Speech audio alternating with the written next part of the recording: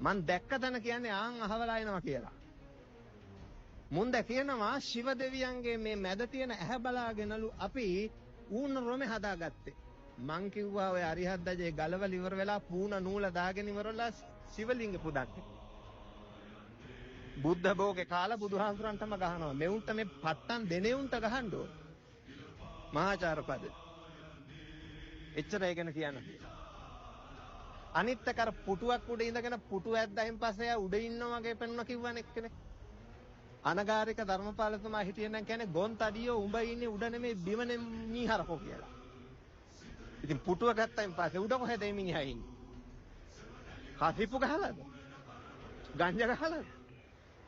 මුන් තමා එන්නේ මේ ධර්මයේ විග්‍රහ කරන්න. හොඳට මතක තියාගන්න.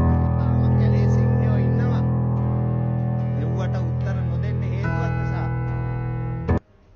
හරි? ඒ නිසා ඔය කවුරුත් දැනගත්තොත් හොඳයි. තාම මේ ශාසනයේ ඉන්නව පිරිස. මොග්ගලී පුත්තති සාම්රු අවුරුදු ගානක් නිහඬව හිටියේ. අල්ලජ්ජීන්ට බයේ නෙමෙයි වෙලා වෙනකම්.